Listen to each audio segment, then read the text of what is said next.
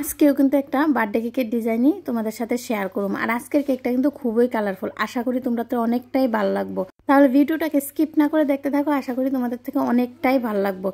Hello friends, আশা করি তোমরা সবাই অনেকটাই ভালো আছো। আমিও খুব ভালো আছি। তোমাদের সবাইকে জানাই গুড মর্নিং। নতুন আরেকটা দিনে নতুন আরও একটা বার্থডে কেকের ডিজাইন নিয়ে চলে এলাম আমি পিঙ্কি কেক এন্ড কিচেন থেকে। তো আমি প্রথমেই কেকের মধ্যে ক্রিমটাকে ভালো করে লেয়ার বাই লেয়ার সেট করে নিচ্ছি। আর প্রত্যেকবারই আমি তোমাদের সাথে শেয়ার করি যে প্রথমে কেকের একটা লেয়ার দিয়ে দিই, তারপর আমি একটু সোকিং করে নিই সুগার সিরাপ দিয়ে, তারপরে কিন্তু আমি আবার ক্রিমের লেয়ার দিয়ে দিই, তারপর আরেকটাও কেকের লেয়ার দেবো। এভাবে করে কিন্তু আমি প্রত্যেকটা লেয়ার কেকের সাথে ভালো করে সেট করে নেব। তারপর কিন্তু আমি ক্রাম কোটিং করে নেব। ক্রাম কোটিং করাটা অনেকটাই গুরুত্বপূর্ণ, তোমরা সবাই জানো। অনেকেই আছো যে জানো এই কথাটা, কিন্তু অনেকে আছো যে তোমরা জানো না। তাদের জন্য বলছি যে অবশ্যই কিন্তু ক্রাম কোটিং করে নেবা। ক্রাম কোটিং করলে কিন্তু পরে তোমার ফিনিশিংটা দিতে খুবই সমস্যা হইতো না, খুব সুন্দর হইব।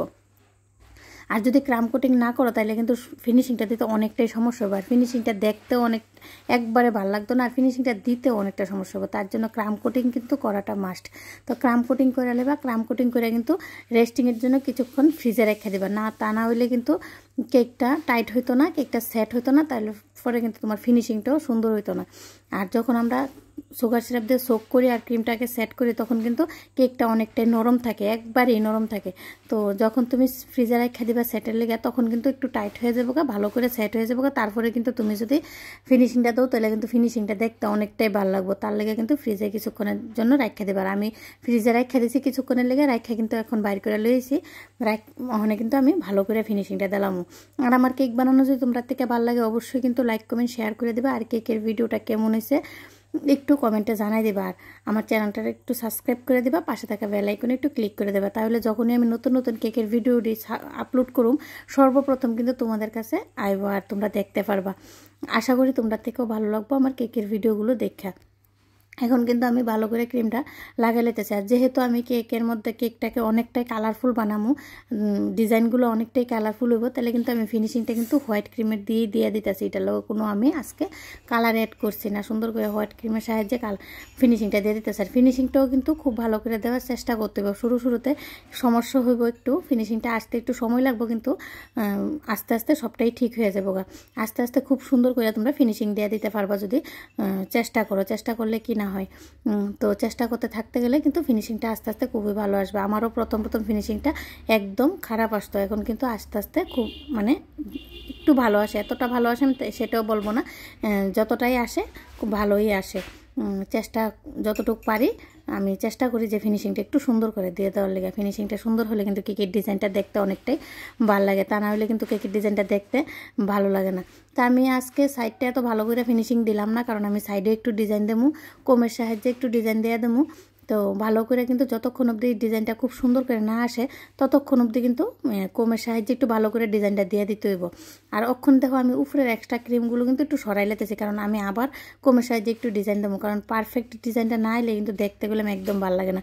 যখন হাতে সময় থাকে না তখনই কিন্তু একটু তাড়াহুড়োর মধ্যে কাজটি করতে লাগে। আর যখন হাতে একটু সময় থাকে চেষ্টা করি যে একটু ভালো করে ডিজাইনটা দিয়ে দেওয়ার লেগে। যখন হাতে সময় থাকে না তখন তো কিছু করার থাকে না। তো এখন আমি দেখো উপরে ভালো করে ফিনিশিংটা দিলাইছি, আবার কিন্তু কোমরা ইউজ করতেছি যাতে ফিনিশিংটা দেখতে একটু ভালো লাগে। আর এখন যে উপরে এক্সট্রা ক্রিমগুলো উইটাইছে এই ক্রিম দিয়ে কিন্তু আমি আর সরাইতাম না, কেননা এই ক্রিম দিয়ে আমি এভাবেই রেখে দেবো। কারণ ডিজাইনটা এরকম করুম যে ক্রিম দিয়ে সরানোর কোনো দরকার নেই। তা আমি সরাইতাম না, এভাবেই থাকবো। আর আমি উপরে ডিজাইনটা কিন্তু করে দেবো। অখন কিন্তু কেকটার আমি প্লেটে তুললামও। তুলানোর পর কিন্তু আমি যেহেতু কইছি কালারফুল কেক বানাবো, তো প্রথমে আমি পিঙ্ক কালার দিয়ে দিলাম আর একটু বেলেট নাইফের সাহায্যে কিন্তু কেকের মধ্যে লাগাই নিলাম। এইভাবে আমি প্রত্যেকটা কালারের কিন্তু বেলেট নাইফের সাহায্যে কেকের মধ্যে লাগাইলাম। আর এটা একটু রেম্বু ডিজাইন। এই কেকের ডিজাইনটা কিন্তু আমি আরেকবার বানাইছি, সেম টু সেম না, একটু অন্যরকম টিচারদের মধ্যে বানাইছিলাম। তো এই কেকের ডিজাইনটা সবাই দেখে অনেকটাই পছন্দ কইছে খুবই ভালো লাগছে। তো আমার যখন কেউ কয় যে একটু কালারফুল ডিজাইন বানাই দেওয়ার লেগে, তখন কিন্তু আমি এই কেকের ডিজাইনটার কথা মনে পড়ে।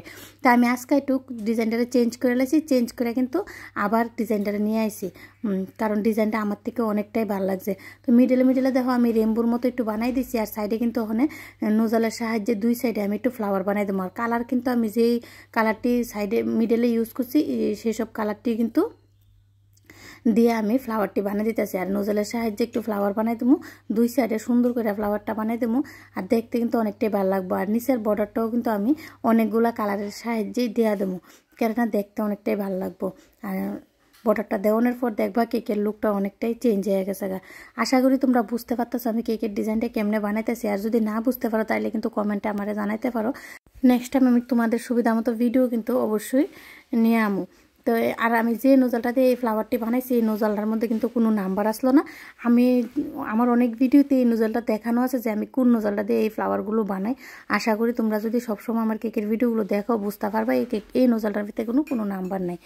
তো বর্ডারটা দিতে দিতে ক্রিমের একটু শর্ট পড়ে গেছে, তাতে আমি একটু পাইপিং ব্যাগটার মধ্যে কিন্তু ক্রিম ভরে লেতেছি। ক্রিম ভরে কিন্তু বাকি একটু জায়গাতে যে জায়গাটা বাকি রয়ে গেছে ওই সব জায়গাতে কিন্তু আমি বর্ডারটা দিয়ে দিচ্ছি। তো দেখো কেকটা কতটা কালারফুল হয়েছে আর দেখতে কিন্তু খুব সুন্দর লাগতেছে, রেমবো রেমবো লাগতেছে। তোমাদের কাছে কেমন লাগছে অবশ্যই কিন্তু একটু কমেন্টে জানাইবা। তো এখন কিন্তু আমি সুগার বল লয়ে এলাম, সুগার বল লয়ে সুন্দর করে দেওয়া দেবো। আর এনে সুগার বল কিন্তু আমি অনেক রকমের ইউজ করুম, কালারফুল সুগার বল ইউজ করুম। তোমরা চাইলে কিন্তু কেকের কালারটাও চেঞ্জ করে নিতে পারো আর সুগার বলের কালারটাও চেঞ্জ করে নিতে পারো। চেঞ্জ করে কিন্তু তোমরা কেকের ডিজাইনটারও অনেকটাই চেঞ্জ করে নিতে পারো। তোমরা চাইলে যে কালারটা তোমাদের ভালো লাগে ওই কালারটা কিন্তু ইউজ করতে পারো। তো এখন কিন্তু আমি দেখো সুগার বলগুলো ইউজ করে দেবো।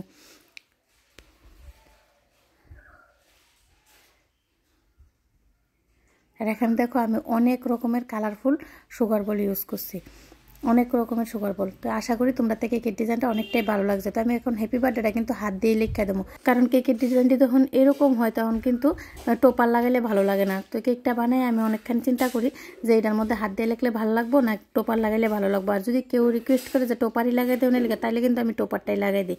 আর কিছু না করলে কিন্তু আমি আমার ইচ্ছে মতো যেখানে যেটা ভালো লাগবো সেটাই করে দিই। তো আজকের মতো এই পর্যন্তই। নেক্সট টাইম নতুন আর একটা কেকের ভিডিও নিয়ে তোমাদের সবার সাথে আবার দেখা হইব। সবাই খুব ভালো থেকো, সুস্থ থেকো। তোমাদের জানাই রাধে রাধে।